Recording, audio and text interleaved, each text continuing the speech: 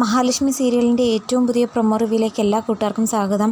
മഹാലക്ഷ്മിയും കണ്ണനും വേർപിരിഞ്ഞാൽ മാത്രമേ ഇനി കമലേശ്വരം തറവാട്ടിലേക്ക് താൻ ഉണ്ണിയേട്ടൻ്റെ ഭാര്യയായിട്ട് ജീവിക്കാൻ വരൂ എന്ന് വാശി പിടിച്ചു നിന്ന കരുണയ്ക്ക് ആശ്വസിക്കാൻ പറ്റിയ ഒരു വാർത്തയാണ് ഇപ്പോൾ അറിഞ്ഞിരിക്കുന്നത്. മഹാലക്ഷ്മി പ്രഗ്നൻ്റ് ആണ്. കുഞ്ഞിൻ്റെ അച്ഛൻ ആരാണെന്നുള്ള സത്യം അവൾ ആരുടെയും പറഞ്ഞിട്ടില്ല. എന്തായാലും വീൽ ചെയറിലിരിക്കുന്ന കണ്ണേട്ടനല്ല എന്നുള്ള കാര്യം എല്ലാവർക്കും ഉറപ്പുണ്ടായതുകൊണ്ട് കണ്ണനെ ചൊടിപ്പിക്കുന്നു. എല്ലാവരും സത്യങ്ങൾ മനസ്സിലാക്കിയ സ്ഥിതിക്ക് കണ്ണൻ്റെ കുഞ്ഞിൻ്റെ ആയുസ്സിന് വേണ്ടിയിട്ട് കണ്ണനും മഹാലക്ഷ്മിയും ഒരു നാടകം കളിക്കാൻ തന്നെ തീരുമാനിക്കുന്നു. പ്രേതമായിട്ട് മഹാലക്ഷ്മി വന്ന് എല്ലാവരെയും ഭയപ്പെടുത്തി നാടകം കളിച്ചതുപോലെ പ്രഗ്നൻ്റ് ആയിട്ടുള്ള കാര്യവും അതുപോലെ തന്നെ നാടകം കളിക്കുന്നു. കുഞ്ഞിൻ്റെ അച്ഛൻ ആരാണെന്നുള്ള സത്യം അറിയാത്തതിൻ്റെ പേരിൽ മഹാലക്ഷ്മിയെ കണ്ണൻ ഉപേക്ഷിക്കുന്നു.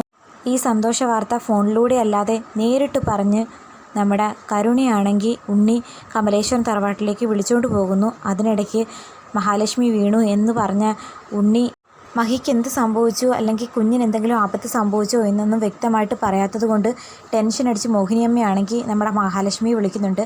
മഹാലക്ഷ്മി പറയുന്നു, ഇതുപോലെ അമ്മ അറിഞ്ഞ കാര്യങ്ങളെല്ലാം സത്യമാണ്. അമ്മയോട് ഇതൊക്കെ ആരാ പറഞ്ഞതെന്ന് ചോദിച്ചപ്പോൾ ഉണ്ണി നേരിട്ട് വന്നു. മോളില്ലാത്ത വീട്ടിലേക്ക് കരുണ മോള് സന്തോഷത്തോടെ പോയെന്ന് പറയുമ്പോൾ മഹാലക്ഷ്മിക്ക് ഒരു ഞെട്ടലും അതുപോലെ വിഷമവും സന്തോഷവും ഒക്കെ വരുന്നുണ്ട്. കരുണയുടെ ദാമ്പത്യ ജീവിതം വീണ്ടും ഓക്കെ ആയല്ലോ എന്ന സന്തോഷം വരുന്നെങ്കിലും താനില്ലാത്ത വീട്ടിലായതുകൊണ്ടാണ് അവൾ വീണ്ടും ഉണ്ണിയോടൊപ്പം ദാമ്പത്യ ജീവിതത്തിനായിട്ട് പോയേ എന്ന് കേട്ടപ്പോൾ ഒരു വിഷമമുണ്ട്. എന്തായാലും തൻ്റെ കുഞ്ഞിനും തനിക്കും യാതൊരു ആപത്തുമില്ലെന്നും ജനിക്കാൻ പോകുന്ന ഞങ്ങളുടെ കുഞ്ഞിൻ്റെ ആയുസ്സിന് വേണ്ടിയിട്ട് ഞാനും കണ്ണേട്ടനും കൂടി അറിഞ്ഞുകൊണ്ട് നാടകം കളിക്കുക. ഇപ്പം ഞാൻ താമസിക്കുന്നത് അനന്തുവേട്ടൻ്റെ ലേഖയുടെയും വീട്ടിലാണ്. എന്നെ അവർ പൊന്നുപോലെയാണ് നോക്കുന്നത്. സ്വന്തം വീടിനേക്കായും ഭർത്താവിൻ്റെ വീടിനേക്കായും തനിക്ക് സേഫും സുരക്ഷിതത്വവും ഇവിടെ തന്നെയാണെന്ന് മഹാലക്ഷ്മി പറയുമ്പോൾ മോഹിനിയമ്മയ്ക്കും അത് മനസ്സിലാകുന്നുണ്ട്. അങ്ങനെ മോഹിനിയമ്മയും ആ നാടകത്തിനൊപ്പം കൂടെ നിൽക്കുന്നുണ്ട്. അതേസമയം കരുണയും കൂട്ടി ഉണ്ണിയാണെങ്കിൽ കമലേശ്വരം തറവാട്ടിലേക്ക് വന്ന് കയറുന്നു. കരുണയെ കണ്ടതും ദുർഗയാണെങ്കിൽ ഓടി വന്ന് അവളെ കെട്ടിപ്പിടിക്കുന്നു. മോളെ ഇപ്പം മോൾക്ക് സന്തോഷമായില്ലേ? മോള് കാത്തിരുന്ന ആ ഒരു സന്തോഷ വാർത്ത തന്നെയാണ് വന്നിരിക്കുന്നത്.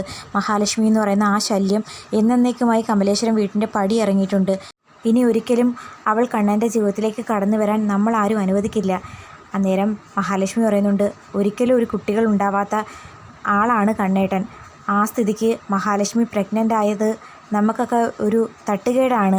ഇന്നല്ല നാളെങ്കിൽ ആ കുഞ്ഞിനെ കാണിച്ചുകൊണ്ട് അനന്തുവേട്ടനും ലേഖയും മഹാലക്ഷ്മി എല്ലാവരും കൂടി കണ്ണേട്ടൻ്റെ മനസ്സ് മാറ്റുമമ്മ. അങ്ങനെയൊന്നും ഒരിക്കലും സംഭവിക്കില്ല. വിശ്വാസവഞ്ചന പണ്ടേ പൊറുക്കുന്നവനല്ല കണ്ണനെന്ന് ദുർഗ പറയുമ്പം അമ്മ പറഞ്ഞത് ശരിയാ.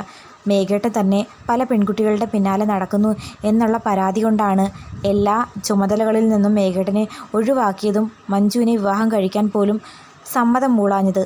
അങ്ങനെയുള്ള കണ്ണേട്ടൻ ഒരിക്കലും ഭാര്യ എന്ന പേരിൽ അവർ കാണിക്കുന്ന ഈ തോന്നിവാസത്തിനൊന്നും കൂട്ടു നിൽക്കില്ല എന്ന് പറയുമ്പോൾ സന്തോഷിക്കുന്നുണ്ട്. അപ്പം ദുർഗ പറയുന്നു, മോളെ എന്തായാലും കണ്ണൻ്റെ റൂമിൽ ചെന്ന് അവനെ ഒന്ന് ആശ്വസിപ്പീര്. ഇനി മോള് വേണം സ്നേഹം നടിച്ച് നിന്ന് അവൻ്റെ കയ്യിലുള്ള ബാക്കി സ്വത്തുക്കളും കൂടി മേടിച്ചെടുക്കാൻ. പറഞ്ഞത് മനസ്സിലായോ? എനിക്ക് മനസ്സിലായമ്മ. മഹാലക്ഷ്മി ഒഴിഞ്ഞ കണ്ണേട്ടനോട്, മഹാലക്ഷ്മിയെ ഇനി ഒരിക്കലും ജീവിതത്തിലേക്ക് കൂട്ടിക്കൊണ്ടുവരാത്ത കണ്ണേട്ടനോട് എനിക്കൊരു വിരോധവും ഇല്ലെന്ന് കരുണയും പറയുന്നു. അതിനുശേഷം കണ്ണൻ ഒറ്റയ്ക്ക് റൂമിൽ വിഷമിച്ചിരിക്കുന്നത് കണ്ടിട്ട് കരുണയാണെങ്കിൽ സന്തോഷത്തോടെ അകത്തേക്ക് കയറി ചെല്ലുന്നു. മഹാലക്ഷ്മിയെ കൂട്ടുകിട്ടിയപ്പോൾ ഇയാൾ ഒരുപാട് അഹങ്കരിച്ചിരുന്നു. അതുകൊണ്ട് ദൈവമായിട്ട് കൊടുത്ത തിരിച്ചടിയായിരിക്കും. അതേസമയം കരുണയെ കണ്ട് ഞെട്ടി നോക്കി നിൽക്കുന്നുണ്ട്. ഇത്രയും ദിവസം പിണങ്ങി സ്വന്തം വീട്ടിൽ പോയി നിന്ന അവൾ മഹാലക്ഷ്മി പോയത് കേട്ടുകൊണ്ട് സന്തോഷത്തോടെ വന്നയാണെന്നുള്ള കാര്യം കണ്ണന് മനസ്സിലാകുന്നു. കണ്ണേട്ടൻ വിഷമിക്കേണ്ട, ഉണ്ണിയേട്ടൻ നടന്ന കാര്യങ്ങളെല്ലാം ഞങ്ങളോട് വന്ന് പറഞ്ഞിരുന്നു. എന്നാലും അവൾ എന്ത് വലിയ ചതിയാ കണ്ണേട്ടനോടും ഈ കുടുംബത്തിനോടും കാണിച്ചത്. എങ്ങനെ താമസിച്ചവളാ? കമലേശ്വരം തറവാട്ടിലേക്ക് കയറാനുള്ള യോഗ്യത പോലും അവൾക്കില്ലായിരുന്നു. മഹാറാണിയെപ്പോലെ ജീവിച്ചപ്പം അവൾക്ക് അഹങ്കാരം. ഒരു കുഞ്ഞിന് വേണ്ടിയിട്ടായിരുന്നെങ്കിൽ അവൾക്ക് ദത്തെടുത്തുവിടായിരുന്നോ? എന്തായാലും കണ്ണേട്ടൻ വിഷമിക്കേണ്ട. ആ കുഞ്ഞിന് അവൾ പ്രസവിക്കാനൊന്നും പോകുന്നില്ല. അഥവാ പ്രസവിച്ചാൽ തന്നെ എന്തെങ്കിലും പോരായ്മ ആ കുഞ്ഞിനുണ്ടായിരിക്കും. കാരണം വീൽ ചെയറിലിരിക്കുന്ന ഒരു പാവം മനുഷ്യനെ ചതിച്ച് നേടിയതാണ് ആ കുഞ്ഞിനെ. അത് കേട്ട് കണ്ണനാണെങ്കിൽ ആകെ സങ്കടവും ദേഷ്യവും വരുന്നു. സ്വന്തം കുഞ്ഞിനെയാണ് അവൾ മുമ്പിൽ നിന്ന് ശപിക്കുന്നത്. അത് കേട്ട് ഒരച്ഛന് സഹിക്കാൻ പറ്റുമോ? ഒരു കാരണവശാലും മഞ്ജു ഇനി അറിഞ്ഞുകൊണ്ട് തൻ്റെ ജീവിതത്തിലേക്ക് കടന്നു വരില്ലെന്നുള്ള കാര്യം മേഘന് വ്യക്തമായിട്ട് അറിയാം. എങ്കിലും ആ ശ്രമം അങ്ങനെ ഉപേക്ഷിക്കാൻ മേഘനയുണ്ടാകില്ല. അങ്ങനെ നടന്നില്ലെങ്കിൽ പോലും കണ്ണൻ്റെ സ്വത്തുക്കളിൽ അവകാശം കിട്ടണമെങ്കിൽ തീർച്ചയായിട്ടും കമലേശ്വരം തറവാട്ടിലെ ആരെങ്കിലുമായിട്ട് വിവാഹബന്ധം കൂടിയെങ്കിൽ മാത്രമേ പറ്റൂ. അത് മനസ്സിലാക്കി മേഘനാണെങ്കിൽ അവൻ്റെ പുതിയൊരു മാർഗം അമ്മയോടും അച്ഛനോടും പറയുന്നുണ്ട്. അതായത് മഞ്ജു ഇനി തൻ്റെ ജീവിതത്തിലേക്ക് വരുമോ ഇല്ലയോ എന്നുള്ള കാര്യത്തിൽ ഒരുറപ്പുമില്ല. മുമ്പ് നല്ലൊരു അവസരം കിട്ടിയിട്ടും വീൽ ചെയറിൽ ഇരിക്കുന്ന ഒരാളെ വിവാഹം കഴിക്കാൻ പറ്റില്ലെന്ന് പറഞ്ഞുകൊണ്ട് എൻ്റെ സഹോദരി തന്നെ അത് നശിപ്പിച്ചു. ഇനി അങ്ങനെ വരാൻ പാടില്ല. കമലേശ്വരം തറവാട്ടി മഹാലക്ഷ്മിയായിട്ട് വാഴുന്നെങ്കിൽ അതെൻ്റെ സഹോദരി തന്നെയായിരിക്കണം. നീ എന്താ ഉദ്ദേശിക്കുന്നത്? മഹാലക്ഷ്മിയായിട്ട് ആരെയാണ് നീ മനസ്സിൽ കണ്ടിരിക്കുന്നത്? മറ്റാരെ? എൻ്റെ സഹോദരി സ്വാതിയെ തന്നെയാ. അവളാകുമ്പോൾ കമലേശ്വരം തറവാട്ടിലെ സ്വത്തുക്കളൊന്നും പുറത്തു പോകില്ല, എല്ലാം നമുക്ക് തന്നെ വന്നു ചേരും എന്ന് പറയുമ്പോൾ സ്വാതിക്കാണെങ്കിൽ അതങ്ങോട്ട് ഇഷ്ടപ്പെടാൻ പറ്റുന്നില്ല. എടി മോളെ, നീ വിഷമിക്കണ്ട. തൽക്കാലം കണ്ണൻ്റെ സ്വത്തുക്കൾ കൈക്കലാക്കുന്നത് വരെ നീ അവൻ്റെ ഭാര്യയായിട്ട് താമസിച്ചാൽ മതി. അതിനുശേഷം സ്വത്തും പണമുള്ള നിനക്ക് എല്ലാം കൊണ്ട് യോഗ്യനായ ചെറുപ്പക്കാരനെ കിട്ടില്ലേ എന്ന് പറയുമ്പോൾ സ്വാതിക്ക് സന്തോഷമാകുന്നു. എടാ മോനെ, ഉടനെ ഇനി കണ്ണൻ മറ്റൊരു വിവാഹത്തിന് സമ്മതം മൂളുമോ? സമ്മതിപ്പിക്കണം. അവിടെയാണ് അച്ഛൻ്റെ അമ്മയുടെയും കഴിവെന്ന് പറയുമ്പോൾ സീമന്തിനി പറയുന്നു, അവൻ പറയുന്നതിലും കാര്യമുണ്ട്. കമലേശ്വരം തറവാട്ടിലെ എല്ലാ സ്വത്തുക്കളും മഹാലക്ഷ്മി വരുന്നതിന് മുമ്പ് നമ്മളൊക്കെ തന്നെയായിരുന്നു അനുഭവിച്ചുകൊണ്ടിരുന്നത്. എന്നാൽ മഹാലക്ഷ്മി എന്ന് പറയുന്ന ഒരുത്തി ആ വീട്ടിൽ വന്ന് കയറിയതിന് ശേഷം എല്ലാത്തിലും നിയന്ത്രണം വന്നു.